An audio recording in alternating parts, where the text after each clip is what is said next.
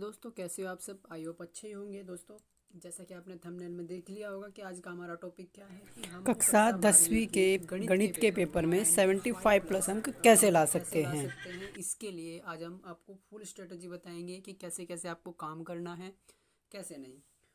उससे पहले मैं आपको एक बात बता दूं कि हमें ये मतलब नहीं है कि आप चैनल को सब्सक्राइब करो या हमारी वीडियो को लाइक करो। बस हम ये चाहते हैं कि आप पढ़ो, खूब पढ़ो, और इतना पढ़ो कि आपके माँ बाप आप पे गर्व कर सके। इतना पढ़ो कि जब आपका रिजल्ट आए तो आपके माँ बाप की आंखों में से खुशी के आंसू निकल सके। इतना पढ़ो कि आप खुद संतुष्ट हो सके। तो चलिए दोस्तों, ज़्यादा बात ना करते हुए हम आपको बता देते हैं कि क्या क्या आखिरकार हमें पता होना चाहिए कि ज़्यादा अंक कैसे लाए जा सकते हैं, क्या क्या स्ट्रेटजी रहनी, मतलब रणनीति रहनी चाहिए काम करने की, और इसके बारे में बात करते हैं। तो चलिए स्टार्ट करते हैं। सबसे पहली जो हमारी बात होगी वो होगी राइटिंग पे। राइटिंग मतलब लिखने से, कि कैसा लिखना है कैसा नहीं लिखना है। ठीक है। तो दोस्तों, राइटिंग का कोई बहुत बड़ा इशू नहीं है। गणित के पेपर में राइटिंग कोई ज़्यादा महत्व नहीं रखता कि हाँ राइटिंग भाई अच्छी होनी चाहिए तो ही नंबर अच्छे आ सकते हैं। ऐसा कुछ नहीं है। बस आपकी राइटिंग ठीक होनी चाहिए, ऐसी होनी चाहिए कि दूसरा उसको समझ सके, पढ़ सके। बस ज़्यादा कोई खास नहीं होनी चाहिए। ठीक है। तो ये ज़रूरी नहीं कि अगर हमें 95 प्लस नंबर लाने हैं कि तो राइटिंग अच्छी होनी चाहिए। जरूर, बिल्कुल भी ज़रूरी नहीं है। आपको बस ऐसी राइटिंग करनी है अपनी कि दूसरा उसको समझ सके पढ़ के। ठीक है। ज़्यादा साफ करने की ज़रूरत नहीं है गणित के पेपर के लिए। दूसरा जो हमारा मुद्दा होता है, ठीक है ना, कि कैसे अच्छे नंबर ला सके, तो वो होता है लिखने का तरीका कैसा होना चाहिए हमारा। ठीक है दोस्तों, लिखने का तरीका। तो अगर हम इस पे बात करें लिखने का तरीका, देखिए राइटिंग तो कोई महत्व नहीं रखता, लेकिन उस किसी चीज़ को लिखना कैसे, ये वाकई में ही गणित के पेपर में बहुत ज़्यादा इम्पोर्टेंट बात होती है कि हमें अपने लिखने के तरीके को बहुत अच्छे से रखना है। ठीक है। हर एक जो छोटी छोटी बातें होगी वो किसी भी क्वेश्चन में लिख के लेके चलना है। जैसे साइड में, जैसे एक बात करें अगर हम, मान लिया हमें कहीं पे वन दिया गया है और इस वन की जगह हम वो जो 10वीं वाला फॉर्मूला होता है sine square x plus cos square x अगर रख रहे हैं बाय चांस अचानक से, ठीक है, तो उसका मतलब हमें साइड में करके बताना है चूंकि sine square x plus cos square x बराबर एक। ठीक है ना। तो ये बहुत ज़्यादा महत्व रखता है। ठीक है ना। आपका लिखने का तरीका बढ़िया होना चाहिए, स्टेप बाय स्टेप लिखना चाहिए, आपको अच्छे से लिखना चाहिए। ठीक है दोस्तों, तभी आपको बहुत अच्छे से मार्क्स मिल सकते हैं। लिखने के तरीके की बहुत ज़्यादा इंपॉर्टेंस होती है कॉपी में जब हम कुछ भी लिखते हैं।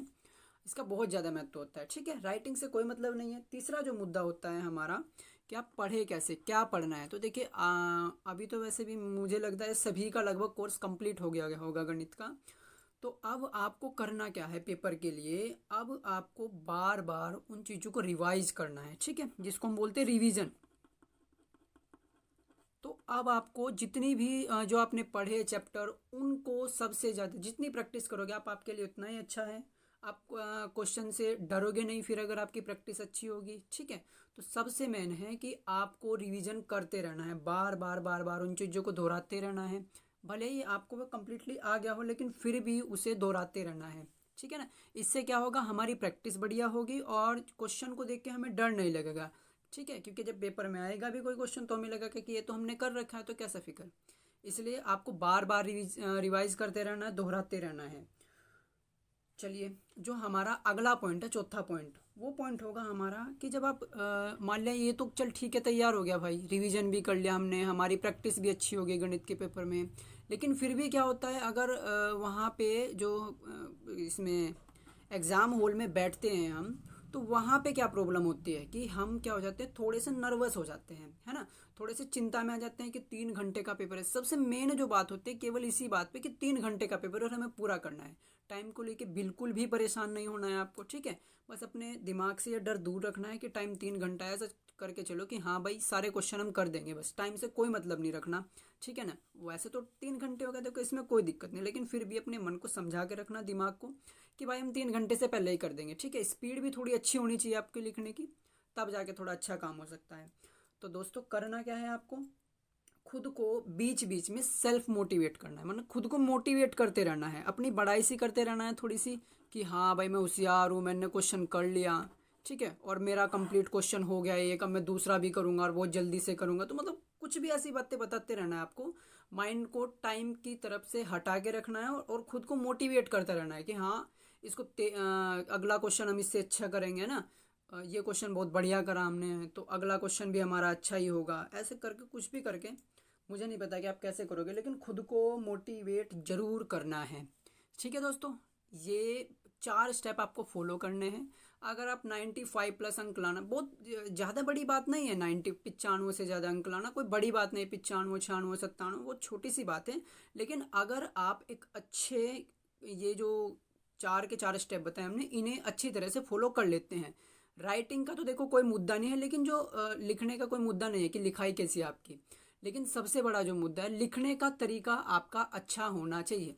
ठीक है दोस्तों, अगर आपको पता करना है कि लिखने का तरीका कैसा होना चाहिए, तो आप हमें कमेंट में करके बता सकते हैं कि हाँ हमें भाई बताओ कि लिखने का तरीका कैसा होना चाहिए। ठीक है, उसके बाद रिवीजन बार बार करते रहना है, उसको दोहराते रहना है चीज़ों को। और चौथी बात जो है, सबसे लास्ट वाली बात, वो है खुद को हौसला देते रहना है, खुद को मोटिवेट करता रहना है पेपर के, जब आप पेपर दे रहे होंगे। ठीक है ना, क्योंकि एग्ज़ाम हॉल में भले ही आप 100 बच्चों के बीच में बैठे हो, लेकिन फिर भी आप अकेला महसूस करते हो। ठीक है, होते ही वाकई में अकेला है। ठीक है, तो इसका मतलब आपको बार बार खुद को मोटिवेट करता रहना है, खुद को कुछ भी मतलब अपनी बड़ाई से करते रहना है और काम को करते रहना है स्पीडली। ठीक है दोस्तों, यानी कि हम कह सके, अगर एक सीधी सीधी सी बात बताए कि अगर हमें गणित में नंबर चाहिए, मार्क्स इन मैथ, तो इसका मतलब हमें क्या क्या पता होना चाहिए। पहली बात होना चाहिए हमारा नॉलेज कैसी है। ठीक है, और नॉलेज के साथ साथ मेथड होना चाहिए भाई हमारा काम करने का। तो नॉलेज प्लस मेथड ही हमारे क्या लाते हैं। नॉलेज का मतलब ज्ञान होना चाहिए गणित में, हम क्वेश्चन को अच्छे से कर सके अटेम्प्ट, और मेथड का मतलब तरीका होना चाहिए लिखने का। सिंपल सी बात है भाई।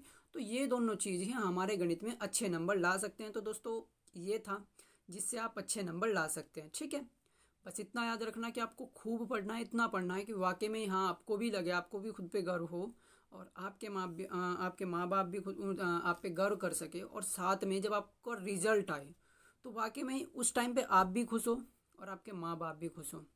ठीक है दोस्तों, हम तो यही चाहते हैं। बस हम नहीं कहते कि आप हमारा चैनल सब्सक्राइब करो या लाइक करो, लेकिन मैं तो इतना कहता हूँ भाई कि मेहनत से पढ़ लो। ठीक है, धन्यवाद।